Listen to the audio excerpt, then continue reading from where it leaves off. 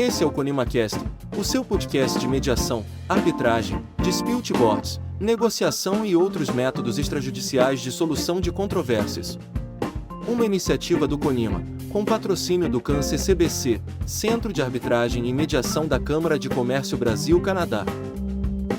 Olá, estamos todos aqui com mais um ConimaCast. E hoje, que é um programa voltado para divulgar os métodos privados de solução de conflitos e suas boas práticas. E o Conima hoje tem o prazer de receber Flávio Crossi Caetano e Francisco Maia. Eu vou falar rapidamente a mini bio deles, porque eu tive que resumir, né, gente? Porque cada um tem, assim... Eu demoraria quase que o podcast inteiro para comentar a história desses dois homens grandiosos e que tem muito para nos contar sobre a mediação, sobre a história dos métodos de solução de conflitos no Brasil. Eles são ícones. Vocês não imaginam a alegria que eu estou hoje aqui de poder ser a portadora, a porta-voz desse momento. Então, bom, o Flávio, ele é advogado, mediador de conflitos, professor de mediação e arbitragem da PUC de São Paulo, mestre e doutor também pela PUC e foi secretário nacional da Reforma do Judiciário de 2012 a 2015. Coordenou a comissão de especialistas que elaborou o anteprojeto de lei que deu origem à lei de mediação. O Francisco Maia Neto, presidente da comissão de arbitragem da OAB de Minas Gerais e membro das comissões de juristas do Senado e do Ministério da Justiça para a elaboração da lei de mediação.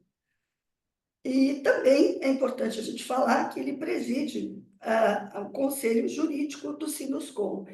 Eu também sempre conheci o Maia, sempre ligado a essa área imobiliária, de construção. Ele sempre teve uma atuação, sempre teve e tem, diga-se de passagem, uma atuação muito grande nessa área imobiliária, né? Ele teve um trabalho muito forte e juntou com a mediação, com os métodos, né, adequados de solução de conflitos, e aí você pode incluir os dispute boards, porque a gente só fala de mediação e arbitragem e não fala dos dispute boards.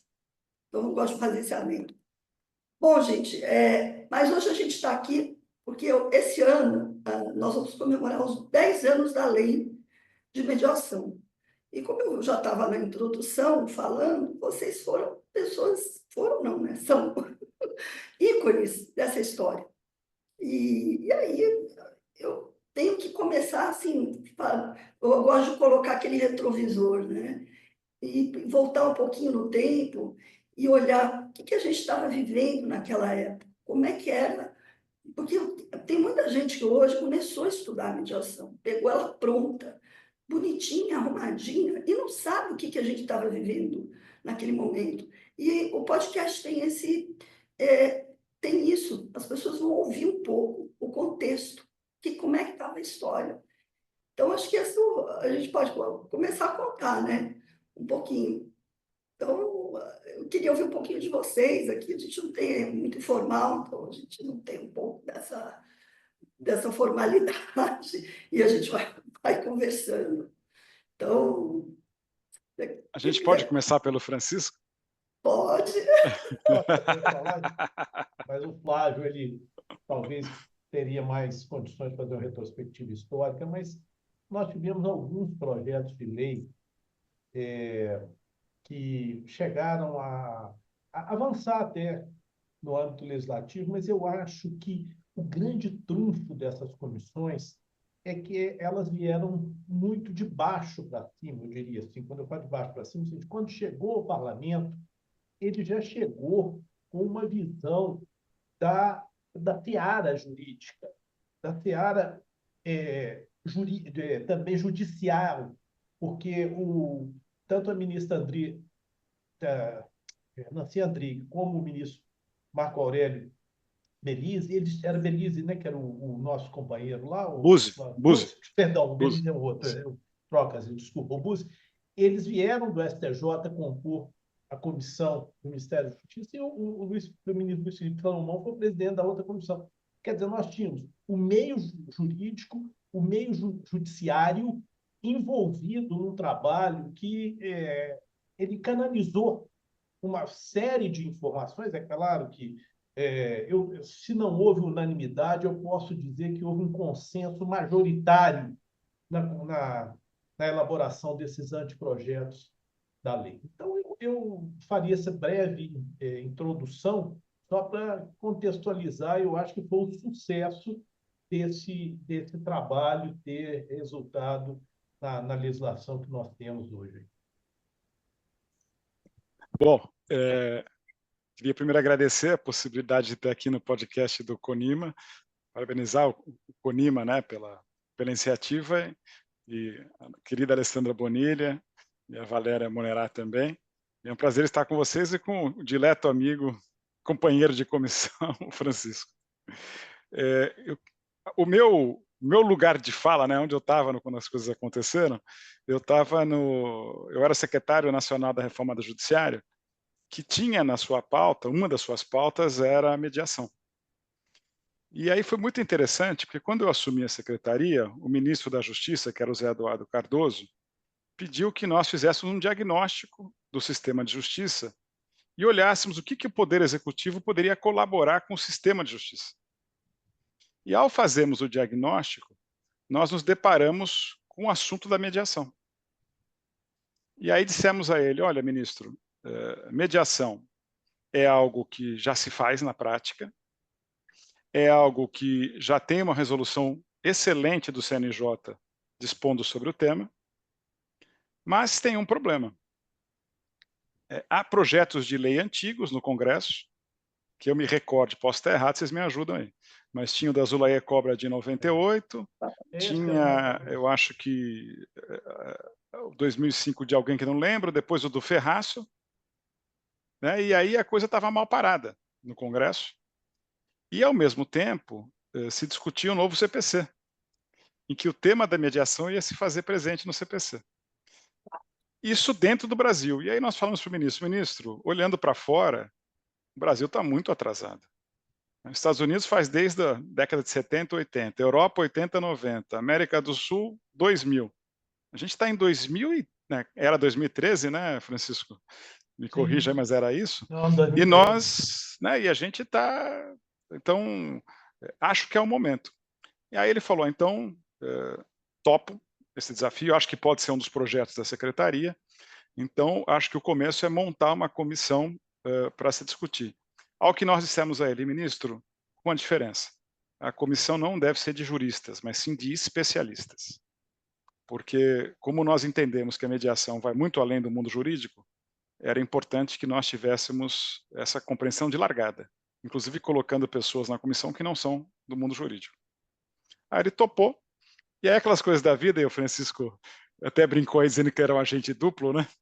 Aquelas coisas da vida, acho que era o momento, viu, Alê e Valéria, era momento político para isso, de uma pauta positiva, porque ao mesmo tempo que o Ministério da Justiça lança a sua comissão, o Senado, presidente do Senado na época, o senador Renan Calheiros, monta uma comissão para discutir a reformulação da lei de arbitragem, e aí coloca e mediação.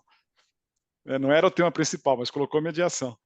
E chamou para coordenar essa comissão o nosso querido ministro Luiz Felipe Salomão. E aí, desde cara, se deu esse primeiro problema. E o Francisco estava nas duas comissões, bem lembrado, e nos ajudou, né? Porque esse foi o primeiro problema que nós enfrentamos. Como que duas comissões vão discutir a mesma coisa ao mesmo tempo? E aí nós tivemos que nos reunir várias vezes com o ministro Salomão para definir um cronograma de quem faria o quê, e para que nós não trombássemos, não tivéssemos esse conflito, né, Francisco? E aí, Alessandra, foi muito interessante, porque o que o ministro falou, esse foi o combinado entre nós. Olha, eu vou tocar a arbitragem aqui, vocês tocam a mediação. Eu vou cuidar, dizia ele, né, na minha lei, apenas da mediação privada, que me interessa. E aí, quando vocês acabarem o texto de vocês, a gente vai colocar no nosso projeto, na medida do possível, absolutamente tudo que vocês trataram de vocês, porque aí não vai ter problema. Então, esse foi o primeiro acordo que nós fizemos para que... Mediação da mediação. Já foi na prática, né? E aí o segundo, só para falar um pouquinho desse histórico, aí eu devolvo a bola, o segundo acordo que teve que ser feito foi com o pessoal que estava levando o CPC adiante. Porque enquanto a gente pretendia uma lei de mediação que fosse ampla, né, que tratasse da mediação judicial, da extrajudicial ou privada, mas que tratasse também daquilo que envolvesse o poder público, porque no nosso diagnóstico o poder público era o principal litigante, com 51% dos processos, então é claro que o poder público tinha que participar. Havia uma forte resistência dos deputados e juristas que estavam envolvidos com o CPC, dizendo que uma lei de mediação não deveria existir, que ela deveria ser assimilada ou absorvida pelo novo CPC. Na época, o relator era o deputado Paulo Teixeira, e que era assessorado de perto pelos queridos professores Ada Pellegrini e Kazu Watanabe, né, a turma da USP. E havia, claro, uma preocupação com a qualidade do que ia ser feito. E nós conversamos bastante com o deputado e dissemos isso: olha, deputado, primeiro, há momentos em que vai haver, sim, uma coincidência de temas. E aquilo que for judicial, que a nossa lei for tratar, é importante que a gente caminhe juntos, para não haver conflito do que vai ser escrito. Mas a lei de mediação se pretende mais ampla no termo, né, no conceito de mediação, em tudo que é mediação, do que o CPC. E é importante que cada um fique no seu quadrado, né? O CPC cuida de processo. A lei de mediação vai ser mais ampla do que isso. E foi importante também, acho que nós conseguimos fazer um acordo. Tem uma outra coisa que para quem gosta de estudar as leis, tem um conflito, assim, nada muito sério, mas tem alguma coisa um pouco diferente, mas com uma interpretação sistemática a gente consegue chegar a um bom resultado. Mas esses foram os desafios iniciais. Tá? Eu sei que outros a gente vai avançar sim, mas acho que, passando o histórico, esses foram os desafios iniciais. Então, Flávio, que desafios que a gente encontrou nessa época. Eu me lembro muito bem, ali pelo CONIMA, que a gente sentava, discutia as preocupações que a gente tinha, que lei que ia sair. Maia, e você? Me conta um pouquinho, pela sua perspectiva, você como agente duplo, como bem falou, conta um pouquinho. Eu tinha... Experiência aí. Preciso explicar um pouco dessa coincidência, porque houve uma nomeação de 21 membros para compor a comissão do Senado, pela presidência do Senado, e eu fui escolhido, tive a honra de ser um dos escolhidos. Mas, nesse paralelismo que o Flávio citou, o Ministério da Justiça enviou um ofício à OAB Federal, e, na época, eu era secretário-geral da Comissão Nacional de Mediação e Arbitragem. Então, o presidente Martins Dias Coelho nomeou a mim e o Aldemar, que era o presidente, para também compor essa comissão. Bom, obviamente não tinha problema nenhum, muito pelo contrário. Agora, eu acho que o Flávio foi interessante, porque o Flávio ele fez uma narrativa da alta cúpula, né? Como que ele teve que costurar no Senado, com ministros do STJ, com uma comissão de juristas de outro projeto de lei, foi importantíssimo também para a reforma do CPC, né? Mas, da nossa parte, eu também, assim, eu procurei, de certa forma, também separar um pouco, porque, como eu era representante da OAB na comissão do Ministério da Justiça, eu tinha que me voltar para os meus pares. E, nessa época, nós lançamos uma ideia no Conselho Federal que até hoje deixa saudade para todos que participaram, que foi o COPREMA. O COPREMA foi o Colégio de Presidentes das Comissões de Mediação e Arbitragem da OAB. Nós conseguimos reunir 28 representantes, porque tinha as entidades nacionais também, o CONIMA, o CEBAR, a ABARB, os estudantes de arbitragem, e tinha a CBMAI, que era das associações comerciais, daquele circuito, e nós conseguimos reunir 28 membros, além dos membros da Comissão Nacional. Isso deu uma capilaridade muito grande a esse sistema OAB, vamos chamar. E, do outro lado, eu também procurei, a Alessandra é testemunha disso, eu procurei fazer uma interlocução, principalmente na área da mediação, que não era a minha área prioritária, da arbitragem, sim, mas eu tinha pouca experiência comparado aos demais, talvez com a arbitragem, ou comparado com a minha experiência na arbitragem, e aí eu procurei envolver muitos mediadores. Eu já vivia o ambiente do CONIMA, que é um lugar espetacular, pessoas de altíssimo gabarito, que tem um trabalho fantástico, e nessa questão nós discutimos muito as questões, e cheguei, isso eu tenho que confessar aqui nesse podcast, eu cheguei a ser divertido por causa disso. Eu estava abrindo o que estava acontecendo nas produções demais. Quando, inclusive, eu procurei os jovens da BEARB para pedir a eles sugestões, uma pessoa me ligou e falou que houve um frenesi entre eles. Pô, antes disso, né? Eu não me arrependo, não. Eu tenho certeza que isso ajudou demais da conta. Eu ouvi muita coisa boa, principalmente da mediação, eu vou usar uma expressão comum, mas aquela visão do chão de fábrica, dos mediadores do dia a dia. Como você falou, Flávio, a mediação no Brasil já existe há muitos anos, né? E existe uma massa crítica, já existia na época, existe hoje muito mais, mas de pessoas de altíssimo gabarito. Eu nem vou citar nomes aqui para não cometer injustiça, mas eu diria que todos estão abrigados no CONIMA e foram muito relevantes quando nós levamos algumas dúvidas, questões. Quando havia alguma opinião divergente, eu procurava decantar isso e trocar ideia com eles. Então, eu acho que foi uma experiência muito rica, pelo menos eu procurei viver essa função de buscar interlocução com a sociedade civil. Eu me lembro, acho que é até importante falar que, assim, justamente esse papel de você não ser um mediador, não estar, né, dentro do ambiente, e a gente dentro dessa vivência, e eu lembro muito disso, porque você tinha aquela questão do mundo judicial e do mundo privado. E isso era uma dificuldade, porque as visões, a forma, como que vai ser, e você tinha uma necessidade de contemplar essas carências, contemplar como é que vai ser agora com a lei, e aquela coisa, ainda tinha gente brigando, vai ter lei, e já estava tudo posto, né? E uma outra questão que daí eu também acho interessante a gente colocar essa provocação aqui, para a gente tratar depois do presente, mas já colocando algo que ficava sempre a discutir. Precisa de advogado? Não precisa de advogado? E também esse era o ponto ficava sensível.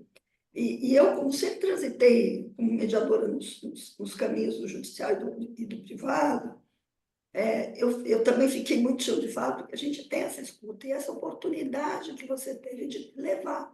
Então, fantástico, né? A gente ter pessoas com escuta aberta para criar.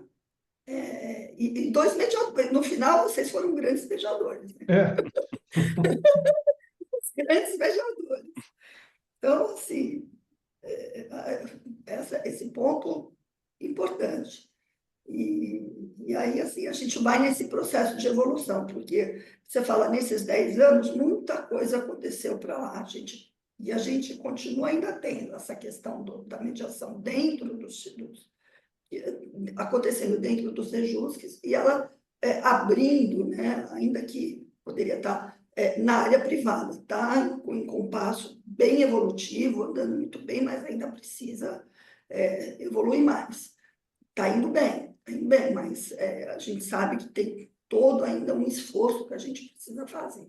E aí eu queria provocar vocês um pouquinho mais como é que vocês estão sentindo, como é que vocês estão sentindo esse processo evolutivo, para a gente depois falar um pouco do presente. Mas Eu queria só dar mais um testemunho histórico, aí Lógico, depois eu acho que da parte aí do momento atual, o Francisco fala e eu entro depois de novo, tá? Pode ser assim? pode. Ainda sobre a parte histórica, a gente conversando aqui, eu estava lembrando de uma coisa.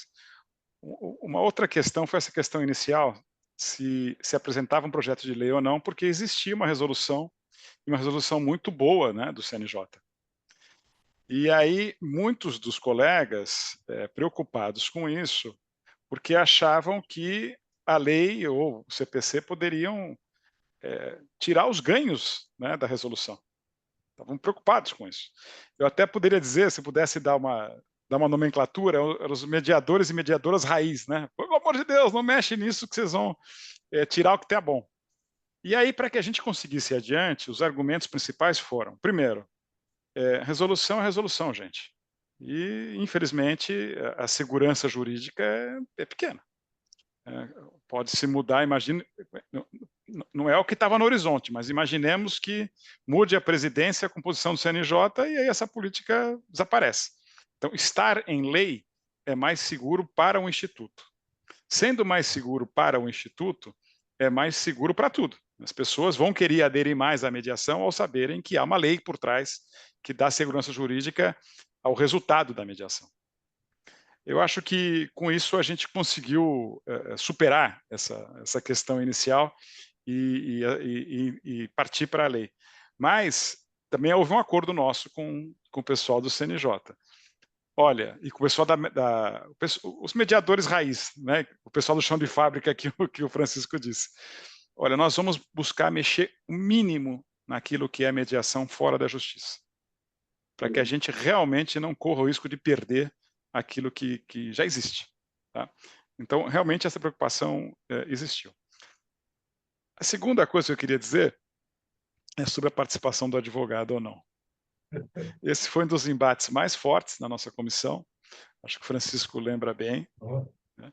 E porque, é claro, havia gente que defendia que o advogado tinha que estar em tudo. Primeiro que o advogado, a mediação só podia ser feita por advogado, o mediador e a mediadora tinha que ser advogados ou advogado, primeiro. Então a gente teve que vencer esse obstáculo para dizer que não, é bacharel de qualquer Com 2 anos graduação. de formado. Lembra? Mas eu estou até vendo aqui na lei, eu lembrei hoje. E a segunda era se o advogado era indispensável ou não para a mediação extrajudicial. E nós chegamos a um acordo na comissão que se de um lado tiver advogado, do outro tem que ter. Mas era possível sim, sem advogados, porque a gente não queria exatamente engessar o que já existia. E aí, só para contar um fato curioso, quando houve esse embate que mediador tinha que ser advogado e não sei o que mais, nós tínhamos na comissão uma pessoa, a notória mediadora, se não for a maior de todas, a nossa querida Tânia Almeida, que era a voz do bom senso na comissão. E quando começou aquela disputa na comissão, se era, se não era, aí eu só olhei para a Tânia e falei, olha, pessoal, olha quem está aqui na mesa, quem está aqui na nossa comissão, talvez a maior mediadora do país, que está bem longe de ser advogada. Então, acho que a presença dela responde a essa discussão. É isso. Fantástico. Me lembro bem também desse período e dessa importância. Fala, Francisco, que eu queria te ouvir aí. E tinha também a ministra Nancy Andrighi. Ela era contra também a presença do advogado obrigatório, não como mediador, mas e no final, eu falei, não, ministra, nós temos que contratar. Ela falou, não. Aí ela disse, já que vocês querem. E a Tânia, realmente, você lembrou bem, a Tânia, eu me recordo que nós começamos algumas discussões e cada um falava, né? É um ambiente mediacional, como a Alessandra bem colocou, porque era muita gente querendo falar, muitas opiniões, havia uma certa ansiedade, sempre todos olhando para a mesma direção, mas tinham visões diferentes. E, em determinado momento, alguém virou, não lembro nem se foi eu, ou o Demar, da OAB, mas eu me recordo que era eu. Não, então vou votar. Nossa, a Tânia quase morreu. Por quê? Numa condição de mediadores, nós vamos votar. Eu não aceito isso. E ela deu uma aula para nós da construção do consenso. Eu me recordo muito bem desse Ela é episódio, fantástica. e foi muito bom isso, foi um aprendizado, sempre eu recordo isso com a Tânia. Mas aí a Alessandra me pediu, só para a gente avançar um pouquinho, porque se a gente for cantar a história, né, Flávio, nós não saímos. Nossa, isso é porque eu não estou pedindo para vocês contarem as histórias que ninguém pode ouvir, né? Não, essas não. Aí o nosso Os perguntou bastidores. sobre essa visão atual, né? Porque assim, a gente tem 10 anos de lei, e claro que isso tudo, a gente, eu estou aqui, né, nesse tempo só de lei, eu já tenho muito para trás da lei, comecei muito lá atrás, mas vocês, a gente está colocando como um marco, né, de falar desses 10 anos de lei. A gente passou por várias situações, a gente tem visto a mediação mudar, né? O caminho da mediação mudar, tanto a mediação no âmbito judicial, que eu às vezes nem chamo muito de mediação, mas a gente chama de uma forma porque é uma política pública, ela tem ela tem como é que eu falo? Ela tem uma importância para resolver problemas, até porque eu atuei, eu sei quando você está ali com pessoas, principalmente que não têm acesso à justiça. Então, eu falo que essa resolução do CNJ, ela teve uma importância, um marco no Brasil, e você tem pessoas ali trabalhando em prol da comunidade. Isso é só quem viveu lá no chão de fábrica, e eu vivi isso muito tempo fazendo um trabalho ali, eu sei. Então, uma transformação de uma necessidade para a comunidade, para as pessoas que recebem esse serviço. E como isso vem sendo aprimorado, eu vejo, eu estou ali também com alguns juízes, e pode ser melhor, pode, porque sempre a gente pode melhorar. E também eu queria ver isso do lado público, mas tem o lado privado também, que a gente tem que sempre ir lá pelo CONIMA, a gente cuida, tem que cuidar muito. Eu volto também a botar na tecla do advogado, porque a gente encontra coisas também distorcidas que a gente precisa olhar para as boas práticas. E daí eu passo a palavra para vocês, para como que vocês têm visto isso aí ao longo da prática, dos exemplos que vocês podem trazer no dia a dia de vocês. Aí. Eu acho o seguinte, Alessandro, bom, você falou um conjunto de coisas, eu vou tentar sistematizar isso. Primeiro, a questão da lei de mediação, é óbvio que ela foi importantíssima. A existência de um marco legal, ainda que tenha se positivado questões óbvias, elas foram importantes estarem inseridas no marco. O grande problema que eu via, desde a época que eu entrei nesse universo da mediação pelas mãos do CONIMA, fiz capacitação e comecei a enxergar é que o advogado via com desconfiança o Instituto da Mediação e não como um ganho. Inclusive, existe uma questão histórica, já que nós estamos rememorando, que ocorreu nessa mesma época, foi quando nós inserimos no Estatuto da OAB a questão dos honorários advocatícios que não são reduzidos quando se chega a um desfecho para o conflito por um meio adequado, alternativo, como queira chamar, mas parece que a lei, o Estatuto ficou como meio adequado de soluções de conflito. E isso foi uma vitória da Comissão Nacional de Mediação e Arbitragem, inclusive porque existiam conselheiros federais na comissão, foram fundamentais nisso. E isso eu acho que foi um ganho muito grande. Agora, eu digo sempre, nós precisamos ainda ensinar o advogado a atravessar a rua, gente. Porque ele se esquece da mediação. Tem que pegar a mão dele e falar, vamos ver, por mais que esse esforço. Eu vou dar um exemplo prático, para não ficar aqui só na teoria. Neste momento, nós estamos vivendo um momento muito importante.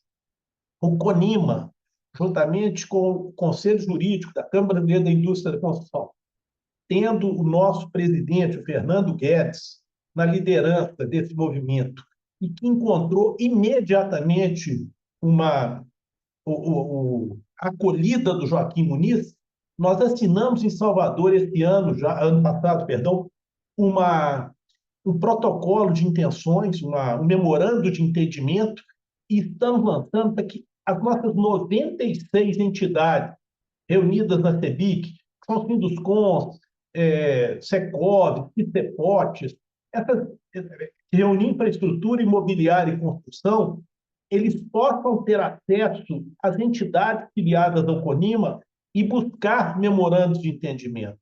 Inclusive, em São Paulo, já tivemos o primeiro efeito prático, que ainda nem lançamos o projeto, mas eu julgo já um efeito reverberador disso, que foi a Câmara da Associação Comercial de São Paulo, que já assinou esse protocolo do Consecov de São Paulo, assumindo as mediações.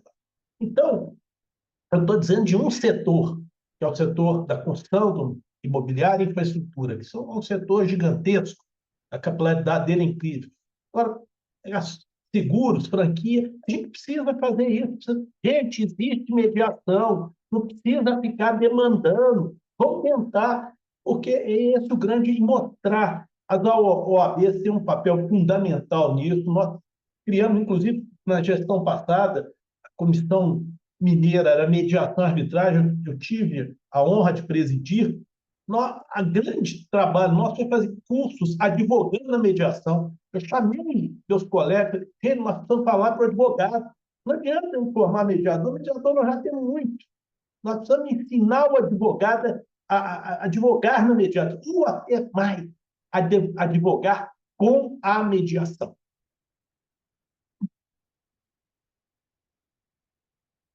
Está fechado seu microfone. Eu fechei. Perfeito, Maia. Eu vou até passar direto para o Flávio, porque, assim,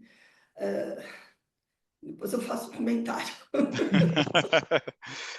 Não me xinga, não. Mas, perfeito, eu estou aqui endossando, endossando embaixo essas palavras. Gostei muito de ouvir também o que o Francisco disse. Eu gosto sempre de lembrar as lições do Frank Sander lá na Pound Conference, né? Sobre quando ele discutia lá a criação dos tribunais multiportas, em que ele dizia das 4 etapas que têm que ser seguidas, né? Da institucionalização, da sensibilização, da capacitação e da profissionalização. E eu acho que, olhando de 10 anos para cá, acho que nós temos, claro, os aspectos positivos e aquilo que ainda precisa ser melhorado. Como positivo, acho que nós conseguimos esse passo inicial, que é conceitual, que é a mediação, e institucionalizar mesmo. Eu acho que, aí eu vou para o lado judicial, tá? No PEMEX e Sejusques, claro que isso ainda está em avanço, mas isso foi institucionalizado, isso hoje faz parte de uma política pública de justiça. Nessa parte de institucionalização, eu acho que nós estamos devendo ainda na parte privada. E aí gostei muito de ouvir o que o Francisco disse, porque está mostrando uma forma de expandir. Porque como o privado é mais solto, é mais diluído, né? São muitos atores, você não tem algo que congregue e consiga, né? Vamos fazer assim, uma política privada de levar a mediação adiante. Então, acho que da parte do judiciário a coisa institucional, sim. Por parte fora, a parte privada, eu acho que estamos em evolução. E para a parte pública foi fundamental, porque sempre se dizia muito isso, eu não posso fazer acordo, eu não posso transigir, porque eu tenho o princípio da indisponibilidade de interesse público, tenho que ir até o final, e muitos servidores e agentes públicos preocupados com o que eles dizem, o risco CPF. Com a lei, eles passaram a ter a segurança jurídica para tratar isso de forma diferente. E aí vocês acompanham, né, o boom que isso teve, né, inúmeras iniciativas de prefeituras, de governos, em tudo. Então, acho que abriu uma porta que não existia e vejo que o poder público, em geral, se beneficiou muito disso, né? A AGU já fazia muito bem, acho que isso está caminhando. A parte de sensibilização passa pelo que acontece hoje, e isso foi fruto da lei, de levar para os currículos educacionais, né, os currículos didáticos. Nas faculdades de Direito já é obrigatório, isso foi um ganho, participei disso quando estava no Ministério da Justiça, para levar ao MEC e nós aprovarmos a mudança das diretrizes, mas eu acho que isso deveria ir além da faculdade de Direito. né? Acho que dá para a gente avançar aqui nessa parte de sensibilização, não só para quem é graduado ou graduando, mas pensar um pouco para baixo também, né? Porque o tema do diálogo, da pacificação social, me parece que não está para ficar só em quem está nas universidades, tem que começar desde o começo mesmo, né? A gente tem que ir lá para a escola, para o ensino básico, fundamental, médio, então acho que a gente tem espaço aqui para maior sensibilização, eu imagino. Parte da capacitação, eu acho que, mais uma vez, dentro do judiciário a coisa está posta, do judiciário, acho que sistema de justiça não é só judiciário, então poderíamos melhorar com defensorias, Ministério Público, advocacia pública, nossa advocacia está fazendo a parte dela, advocacia privada, mas a gente podia ir um pouco além. Mas acho que a capacitação está bem vista. Fora, a mesma coisa, né? Aí a gente precisa também estar mais atento para o que é fora da justiça. Acho que essa parte de remuneração, pelo que eu me lembre, não estou por dentro, mas talvez não esteja bem parada, né? Bem posta, em termos de judicial e em termos de fora da justiça também, assim como no poder público. Acho que isso ainda é um tema em disputa. A preocupação que eu tinha naquele momento, não sei se vocês compartilhavam, eu acho que sim, era uma preocupação do Instituto Mediação ser capturado pelo Poder Judiciário e ser este o único modelo. O que eu achava muito ruim, porque o mundo da justiça é o mundo da justiça. O mundo é muito maior que o mundo da justiça. Então, se o mundo da justiça for o mundo da vida, não me parece que seja o ideal. Então, a minha preocupação era exatamente essa. Eu via, assim, a gente precisa ter uma forma de atuação. Claro, a minha cabeça era de quem era um agente público, né? Então, a minha preocupação era justiça, sim, vamos estar perto e ver como que resolve, mas a gente tem que trabalhar muito pela capilaridade fora da justiça. Então, a minha ideia é que nós tivéssemos um plano nacional para conscientização, para incentivo da mediação, em todos os setores. Então, no setor da construção, no setor do consumo, no setor da indústria, no setor dos serviços, no setor comercial, né, nas comunidades, nas associações de bairro, nas escolas. A minha ideia é que a gente tivesse isso de forma mais organizada, né? E, claro, alguém também observando. Então, a minha vontade na época é que nós tivéssemos no Ministério da Justiça um órgão preocupado só com isso. Era a minha proposta na época. Isso não avançou e de lá para cá acho que se perdeu um pouco em termos de Ministério da Justiça o tema da mediação como ele já foi no passado. E acho que com isso há uma perda, porque falta alguém para ajudar, né, a sair um pouco do ambiente só do sistema de justiça. Mas vejo que nós estamos no caminho, né? Não adianta, não se muda a cultura em 10 anos, eu acho que é o passo inicial. O passo inicial foi dado, eu acho que foi bem dado, a gente está caminhando em solo fértil, mas temos que estar atentos. Temos que estar atentos que não vai assim sozinho, não. A gente está caminhando porque, em tese, a mediação já tem em algumas leis, né? Você já vê a mediação dentro de algumas legislações, inclusive recentemente na lei de recuperação, Sim. na lei de licitação. E aí, eu até estava ontem eu estive num congresso de insolvência, e uma coisa que as pessoas comentam, já se fala de mediação dentro de um congresso de reestruturação, isso é um avanço. Isso é um avanço. E uma coisa que a gente tem tido dificuldade, que na área pública você consegue pegar dados, porque você tem as conciliações, as mediações, você consegue trazer os dados, isso é possível. Na área privada, a gente tem dificuldade de coletar esses dados. Então, isso é algo que a gente precisa cuidar, da dificuldade de se captar dados, e principalmente, vamos supor, se eu quero fazer um recorte a gente quer um recorte de quantas mediações estão sendo feitas na área da reestruturação, na área imobiliária, por exemplo, que é um setor que a gente sabe que tem sido feito bastante, mas a gente não consegue ter esses dados compilados, inclusive para divulgação, e a gente não consegue ter. essa informação. E isso é uma coisa que a gente tem que se preocupar, porque já está na hora, depois de 10 anos, e hoje, com tecnologia, com Big Data, com tudo isso, é algo que eu aqui penso em termos de futuro, em termos de presente, nem de futuro, em termos de imediato. E eu estou aqui com os meus ícones, já encaminhando para o nosso, né, encerramento, assim, eu queria convidar vocês a que a gente pense sobre isso, sabe? A gente já comece, o que a gente já começa a pensar para os próximos anos, que são os nossos, como é que a gente já vai querer ver a mediação que está nichada nos próximos anos. Então, meu convite aqui, a gente já caminhando, né, para o nosso encerramento, mas é isso. Eu queria que vocês já fossem me sinalizando aí. Pode me permitir aqui uma intervenção. Engraçado, Alessandra, você falou algo que eu vou também comentar. Essa semana nós tivemos em Belo Horizonte o Seminário Nacional pela Retomada das Obras Paralisadas. Um tema espinhoso, os números são alarmantes, os prejuízos, tanto financeiros, sociais e institucionais, que têm trazido isso. E me chamou a atenção que foi um seminário organizado por engenheiros, pela Sociedade Mineira de Engenheiros, e por um centro universitário pela sua Faculdade de Engenharia. Eu estive lá para falar um pouco sobre Dispute Board e o tema mediação, arbitragem, Dispute Board, conciliação, ele fluiu.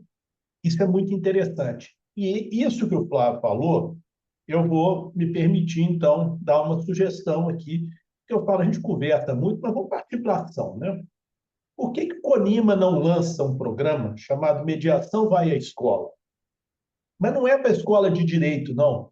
É a escola de engenharia, para a escola de administração de empresa, para esses cursos de MBA. Porque, modéstia à parte, por exemplo, eu fiz a minha parte aqui. Nós temos um MBA em Negócios Imobiliários na Fundação Dom Cabral, e na hora de montar o programa, 20% da carga horária do módulo de direito trata desse assunto.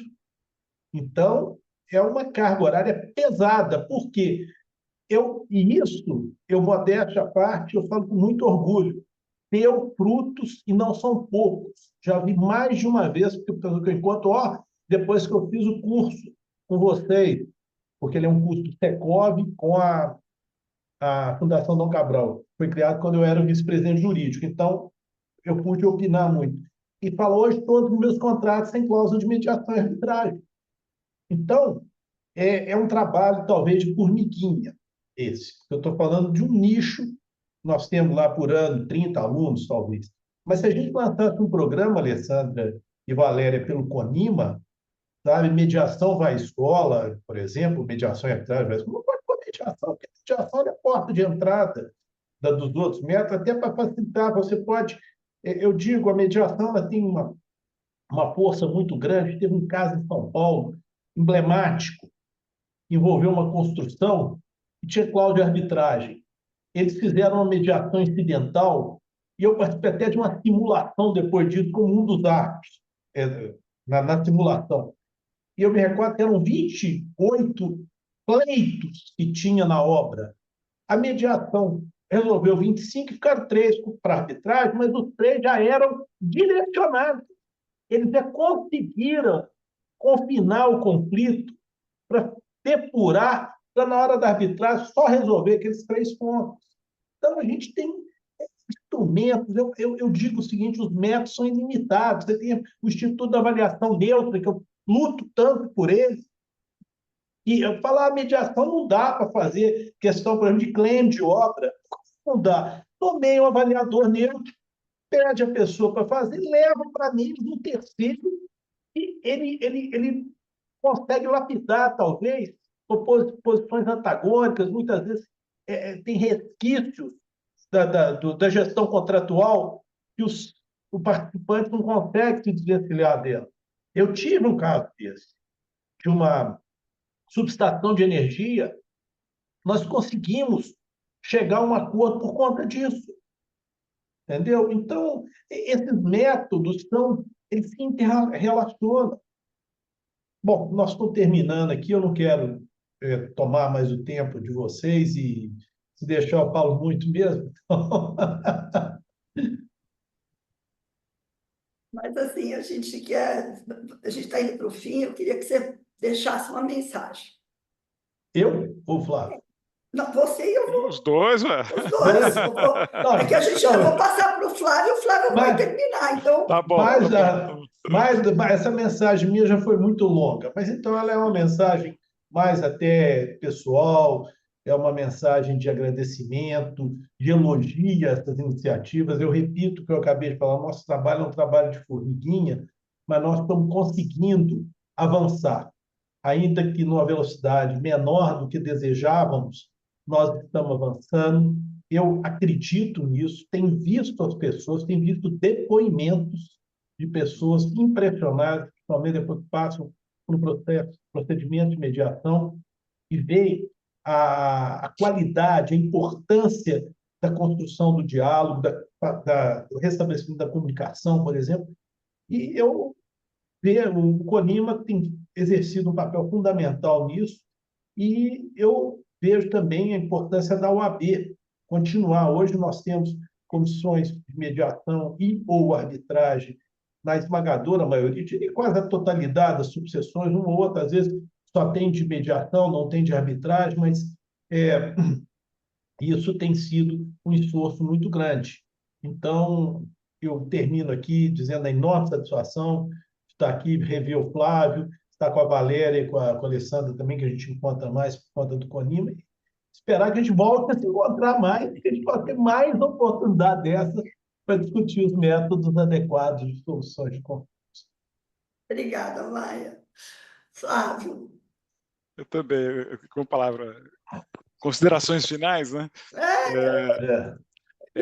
Eu gostei muito do que o Francisco disse, né? Da gente ter coisas na prática. Eu acho que a gente teria que dar um salto. Na época da comissão, nós achávamos que não era o momento do salto, que queríamos ser cuidadosos. Mas eu acho que passados 10 anos já seria o momento para se retomar a discussão da mediação, da pré-mediação, né? ou da mediação pré-justiça como sendo obrigatória, aquilo que existe na Argentina. Eu acho que nós teríamos um boom da mediação se nós levássemos isso adiante. Então, estabelecer a mediação como etapa obrigatória para se ajuizar algo que possa ser mediável, eu acho que seria um avanço daqueles de dar um cavalo de pau, sabe? Segundo, eu acho que a gente superou, não por completo, mas praticamente superou, esse tratamento talvez um pouco burocrático dentro da justiça, como se a mediação fosse uma etapa que nem todo juiz, nem toda juíza gostava, e cumpria assim, pulo isso aqui, ou vai lá, mas volta, que não vai dar em nada. Eu acho que isso está melhorando, embora não tenhamos superado 100% isso, mas está melhorando. Vejo os advogados e advogadas também mais sensibilizados com o tema, e aí Francisco falou muito bem do trabalho da OAB, é verdade.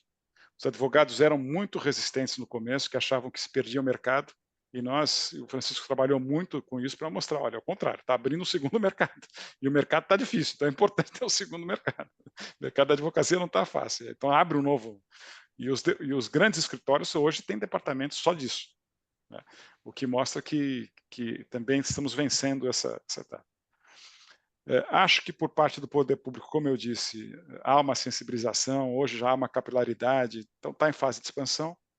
E penso, assim como o Francisco, que o CONIMA poderia ter esse papel de ser o grande agente aglutinador das experiências na área privada. Acho que o CONIMA podia ter projetos pilotos como o que o Francisco disse, e poderia ter, viu, Ale, acho que você se preocupa com isso também, ser o CONIMA o lugar da base de dados. Na lei dizia que o Ministério da Justiça poderia estabelecer um banco de boas práticas, não sei o que mais. Eu acho que o CONIMA podia fazer isso. tem legitimidade para isso, é o local certo para isso. E hoje, como a gente tem acesso a mais dados que tinha no passado, eu me comprometo, viu, se você quiser, pelo CONIMA, a gente discutir isso. Nós temos lá na PUC um seria núcleo de ótimo. jurimetria, a gente pode trabalhar um Então, projeto. esse é um ponto Tá? Eu importante. topo. Eu posso dizer que a gente faz por lá com você, Eu é acho um que a prazer. gente podia pensar nisso, porque é um ponto Sim. importantíssimo. Está se pedindo, inclusive, enfim, fica esse... Então, olha, que maravilha. Já sai com 2 ideias aqui. Você viu? Ó, já saí com 2 tarefas, viu, Valéria? Estou saindo com 2 tarefas. Joaquim, Joaquim vai adorar isso aqui. Joaquim vai adorar. Vai adorar. Gente, E para finalizar, eu só queria dizer que eu vejo tudo isso de uma forma muito positiva. Eu volto a dizer, a gente está num momento que nós não gostaríamos de estar, mas um momento no mundo e que os conflitos estão cada dia maiores. Isso todo mundo já ouviu falar isso, mas infelizmente essa revolução das redes sociais está trazendo talvez o pior do ser humano.